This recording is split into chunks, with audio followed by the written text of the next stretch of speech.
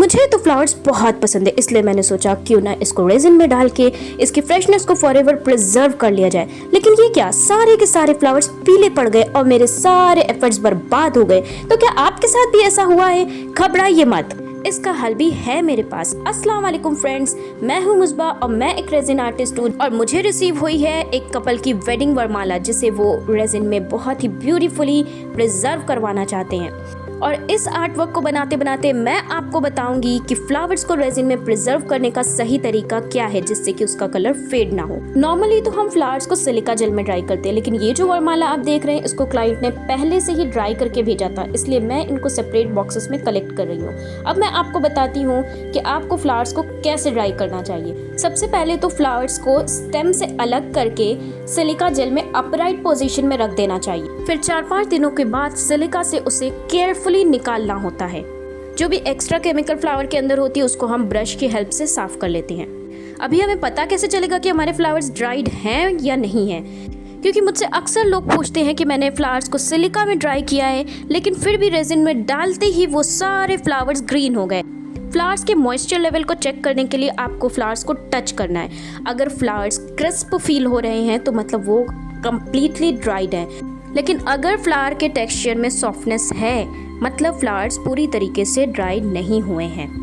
ज़रूरी नहीं है कि आपने सिलिका में 5 दिन फ्लावर्स को रख दिया तो वो ड्राई हो ही जाएंगे। बारिश के मौसम में अक्सर ऐसा देखने मिलता है कि सिलिका से निकालते वक्त तो फ्लावर्स क्रिस्प फील होते हैं, लेकिन उसके थोड़ी देर के बाद ही वो सॉफ्ट होने लग जाते हैं और रेजिन डालते ही वो येलो हो जाते हैं। ऐसा क्यों होता है? क्योंकि उस वक्त एयर में बहुत सारे मॉइस्चर होते हैं और फ्लावर सिलिका से निकालते ही तुरंत मॉइस्चर को पकड़ लेते हैं। अब इसके लिए आपको करना ये है कि पहले अपना पूरा सेटअप लगाना है, जैसे कि मोल्ड को क्लीन करना है, कलर और पिगमेंट्स जो भी आपको यूज़ करने हैं अपने आर्ट वर्क में उसको रेडी रखना है। उसके बाद रेजिन को मिक्स करना है और सबसे लास्ट स्टेप होना चाहिए सिलिका से फ्लावर को निकालना। याद रखिए ये ह्यूमिडिटी वाले वेदर की बात कर रही हूँ मैं।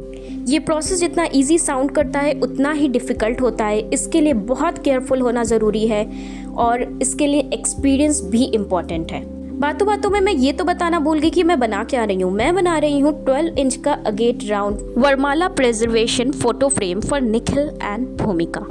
इस फ्रेम को बनाने में जो मैंने सबसे पहला शेड यूज़ किया है वो है opaque pigment of turquoise blue.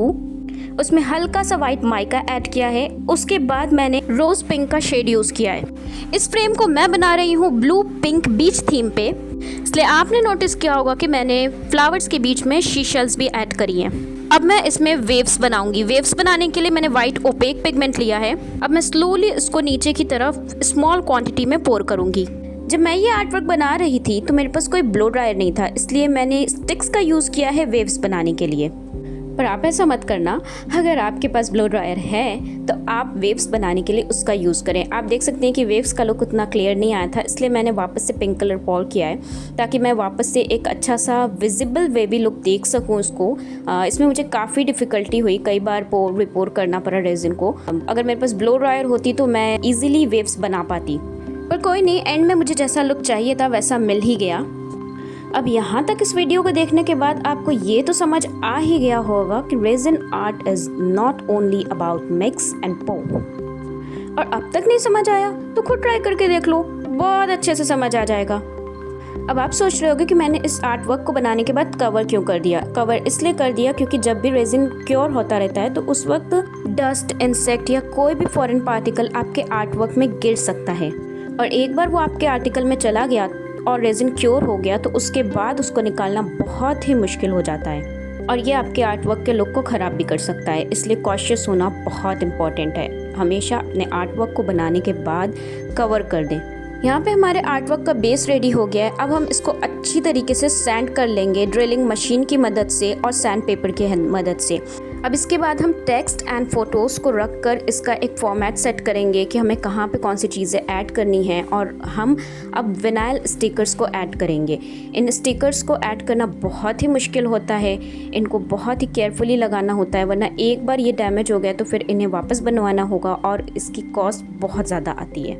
Resin में विनाइल स्टिकर्स को ऐड करने की ट्यूटोरियल वीडियो अगर आपको देखनी है तो आप मुझे कमेंट सेक्शन में बताइए, मैं इसकी भी एक वीडियो बना के सेपरेट वीडियो बना के पोस्ट करूँगी। यहाँ पे मैंने फुल प्रोसेस नहीं दिखाया है क्योंकि इससे फिर वीडियो बहुत ज़्यादा लंबी हो जाती है। ये मैंने ट्रांसपेरेंट रेजिन ऐड किया है। इसके बाद इस फ्रेम को मैं वापस से सैंड करके एक टॉप कोट करूँगी और फिर वो हमारा फाइनल वर्क होगा। बबल्स को रिमूव करने के लिए मैंने ब्लो टॉर्च यूज़ किया है जो कि बेस्ट होता है। अब आप मुझे बताओ कि आपको मेरा ये आर्ट वर्क कैसा लगा। कमेंट्स में मुझे 1 to 10 की स्केल पे अपनी रेटिंग ज़रूर दीजिएगा। तो दोस्तों, मेरे एफर्ट्स और ये वीडियो अच्छी लगी तो इसको लाइक कीजिए और मेरे चैनल को सब्सक्राइब करना मत भूलिए। Thank you for watching.